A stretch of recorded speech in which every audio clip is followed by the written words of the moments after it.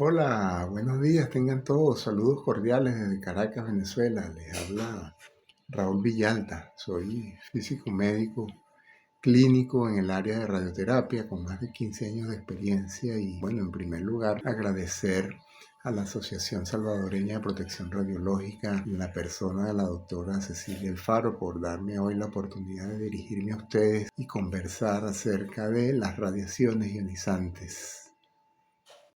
Fue así como en noviembre de 1895, Wilhelm Conrad Röntgen estaba en Alemania trabajando en su laboratorio con un tubo de rayos catódicos, que es un tubo al vacío donde se aceleran electrones a lo largo del tubo. Por supuesto, en esa época no se conocía el concepto de electrón, simplemente era como una especie de curiosidad científica. Él enrolló un cartón a lo largo del tubo de rayos X para que no se escapara la luz, pero notó que cuando encendía el haz de rayos se encendía una pantalla fluorescente que estaba cerca del tubo, a pesar de que la tenía tapada con cartón. Así que dedujo que había algo que escapaba, que era capaz de atravesar el cartón y de impresionar la pantalla fluorescente. ¡Boom! Se habían descubierto los rayos X. Un año después, en 1896, un científico francés llamado Henri Becquerel descubrió también accidentalmente la radioactividad. Estaba trabajando con unas sales de uranio y descubrió que estas sales eran capaces de velar, de impresionar unas placas fotográficas que él tenía protegidas en una gaveta a cierta distancia de las sales. En 1898, después de un largo y peligroso trabajo, los esposos Curie, Pierre y Marie, lograron aislar el radio y el polonio. Estos eventos fueron el pistoletazo de salida de una serie de investigaciones y descubrimientos que permitieron que a mediados de la segunda década de 1920 ya tuviésemos un conocimiento profundo de los átomos y las moléculas cuya misma existencia no se conocía bien a principios del siglo. Eran unas hipótesis, no se sabía si existían los átomos y las moléculas. Ya para 1915 teníamos no solamente la confirmación de su existencia, sino que sabíamos cuál era la estructura interna de esos átomos y cuáles eran las partículas subatómicas que lo componían.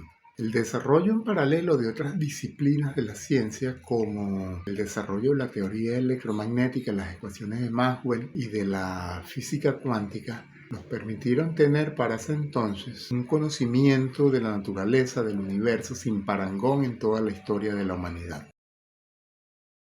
Los esposos Curie trabajaban con 4 elementos químicos radioactivos que eran el uranio, el torio, el radio y el polonio. El uranio y el torio habían sido descubiertos previamente, pero no se conocía de su naturaleza radioactiva. El radio y el polonio fueron descubiertos y aislados por ellos. El polonio fue nombrado así en honor a la ciudad natal de Marie Curie. No es hasta 1934 cuando se logra descubrir la radioactividad inducida o la radioactividad artificial. Este logro fue hecho por los esposos Joliot-Curie, quienes bombardeando con partículas alfa elementos normales encontraron que luego de realizado el experimento estos elementos transmutaban en elementos nuevos o quedaban activados radioactivamente. Este fue un logro remarcable en la historia de la ciencia, ya que se logró confirmar la teoría atómica más avanzada que había para el momento. Se logró demostrar que los elementos no eran inmutables, además que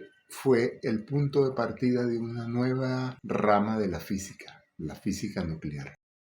Casi inmediatamente después del descubrimiento de la radioactividad y de los rayos X, que si lo vemos desde una perspectiva histórica fueron descubrimientos realizados casi simultáneamente, surgieron las primeras aplicaciones médicas para los rayos X. Y es que el sueño dorado de los médicos, que era poder observar dentro del cuerpo humano, se había hecho realidad. Para ubicarnos en contexto, la primera cirugía con anestesia se había realizado apenas 50 años antes, en 1846, en Boston, Massachusetts. Es así como en 1906 el conocido inventor y plagiador también, Thomas Alva Edison, inventa el fluoroscopio. Usando un tubo de rayos X y una pantalla fluoroscópica podía ver en tiempo real la anatomía humana. Había nacido el campo de la medicina del diagnóstico por imagen.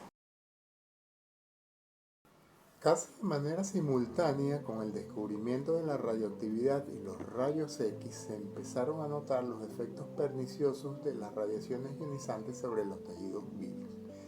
Es así como en 1906 el científico austriaco Leopold Freund logra destruir un lunar que tenía en su brazo mediante la aplicación de los rayos X. Leopold Freund es considerado el primer radiólogo y radioterapeuta de la historia. En 1898, Becquerel guarda en su chaqueta un dial contentivo de radio por cierto tiempo. Luego de esto experimentó quemaduras que tardaron semanas en sanarse. En 1901, Pierre Curie repite la experiencia de Becquerel en su propio brazo, exponiéndolo a una quemadura de la misma manera. Es así como en el periodo de 1901 y 1910 los tratamientos con rayos X y con radio se vuelven más o menos rutinarios para el tratamiento de cáncer de piel. En nuestra rutina diaria es muy poco probable que los trabajadores que estamos expuestos a las radiaciones recibamos dosis importantes de radiación, a menos que ocurra un accidente catastrófico o que se produzca un incidente de tipo nuclear. Pero en nuestras labores ordinarias, las medidas de protección que se han establecido a lo largo del tiempo son suficientes, más el proceso de educación continua al que nosotros de manera rutinaria estamos expuestos. Eso en principio nos evita a que estemos expuestos de manera peligrosa a las radiaciones ionizantes. Sin embargo, una opción pudiera ser que un trabajador que tenga malos hábitos de trabajo o que, por ejemplo, por un blindaje esté mal diseñado, podría estar expuesto a pequeñas dosis de manera continua a lo largo del tiempo. Este sería, por ejemplo, un caso de un trabajador que está expuesto a los efectos estocásticos y que a lo largo del tiempo tiene alguna probabilidad de desarrollar alguna enfermedad asociada a estas exposiciones. Los efectos de la radiación se pueden englobar en dos grandes grupos, y estos son los efectos estocásticos y los efectos deterministas. Esto está determinado por la magnitud de la dosis recibida. Si usted recibe pequeñas dosis de radiación en periodos prolongados de tiempo, no se puede determinar con exactitud que usted vaya a desarrollar alguna enfermedad específica o algún cáncer específico debido a esta exposición. Sin embargo, sabemos que la probabilidad de desarrollar tal enfermedad es proporcional a la dosis que reciba. Por el contrario, si recibe dosis altas, se puede establecer con seguridad que va a desarrollar determinados síntomas. En este caso, se habla de que los efectos son determinísticos. Por ejemplo, Marie Curie, nuestra superheroína para todos los que trabajamos con radiaciones, murió en 1934 de una enfermedad poco común llamada anemia anaplásica. En esta enfermedad el cuerpo deja de producir glóbulos rojos.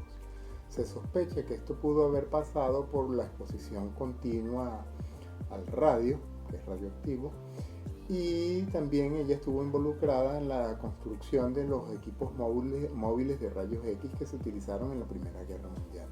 O sea, para 1914 ya los rayos X eran usados de manera rutinaria y masiva.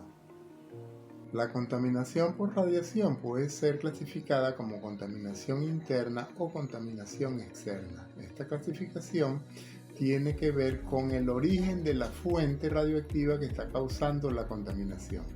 Si la fuente se encuentra fuera del cuerpo, se dice que la contaminación es externa.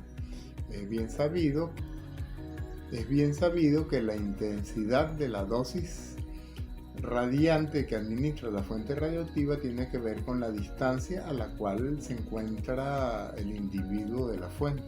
Entonces, si ésta se encuentra fuera del cuerpo, hay una distancia allí que te va a ayudar. Además que las primeras capas de los tejidos pueden muchas veces absorber la radiación alfa y beta. Quizás si la radiación es tipo gamma, tipo de fotones, esta sí puede entrar dentro del cuerpo y causar eventualmente algún daño. En el caso de la contaminación interna, se asume que ésta se encuentra dentro del organismo, dentro del cuerpo. Entonces, independientemente del tipo de radiación, esta va a depositar su dosis en las mucosas de los órganos y la cantidad de dosis que va a depositar va a ser más grande y consecuentemente los daños que efectúa sobre el organismo. Retomando el concepto de los efectos determinísticos, habíamos dicho que estos ocurren para niveles específicos de dosis. Así, cuando una persona recibe dosis altas, se puede establecer qué síntomas va a presentar de acuerdo a la dosis que haya recibido. Por ejemplo, para una sobreexposición de cuerpo entero, se presentan los siguientes síndromes. O mejor dicho, se presenta el síndrome de radiación aguda, que consiste de las siguientes etapas. En primer lugar, tenemos el síndrome hematopoyético. Este se presenta con dosis de radiación entre 100 centigrados y 1000 centigrados. En este caso, la afectación se lleva a cabo a nivel de las células sanguíneas, produciéndose, en este caso, linfopenia y plaquetopenia. En segundo lugar tenemos el síndrome gastrointestinal. Este síndrome se presenta con dosis entre 1000 centigrados y 5000 centigrados. Este afecta a las células del estómago y del intestino, causando síntomas bien reconocidos como son vómitos, diarrea, deshidratación. Finalmente, esto lleva a la muerte del paciente a causa de las infecciones, la deshidratación y la sepsis. Finalmente tenemos los síndromes neurológicos. Este se presenta con dosis mayores de 5000 centigrados a todo el cuerpo. Este también tiene síntomas bien característicos ya que afecta el sistema nervioso central. Los síntomas son grado progresivo de coma, pérdida de la memoria, convulsiones, etc. Como comentamos, los primeros tubos de rayos X eran muy ineficientes. Estos funcionaban de la siguiente manera: era un tubo con un vacío parcial y se colocaban una diferencia potencial elevada en sus extremos. Entonces los electrones disponibles que quedaban del gas que quedaba dentro del tubo eran los responsables de producir el haz de rayos X. Este tipo de tubo de rayos X era impredecible porque la cantidad de gas que quedaba en el interior era variable. No fue sino hasta 1913 cuando William Coolidge, un ingeniero que trabajaba para la General Electric, desarrolló una modificación al tubo de rayos X que permitió mejorar considerablemente la calidad del haz de los rayos X. Ya los electrones no dependían del gas del interior, de hecho se sacaba todo el gas, se hacía un alto vacío. Y para la fuente de electrones se colocó un cátodo caliente. Así los electrones salían de ese cátodo caliente, que era un material, se empezó con tungsteno, y la cantidad de electrones disponibles dependía del grosor del material, de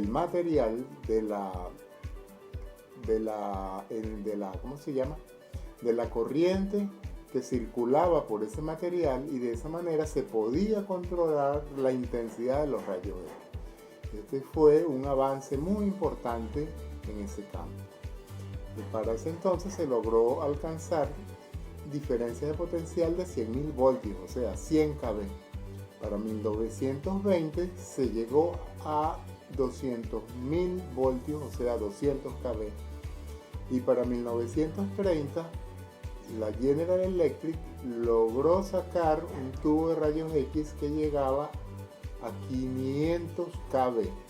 A partir de 1920 se pudo empezar a hacer la radiografía industrial, o sea, los ensayos no destructivos, hacer radiografía sobre metales para verificar la calidad de estos.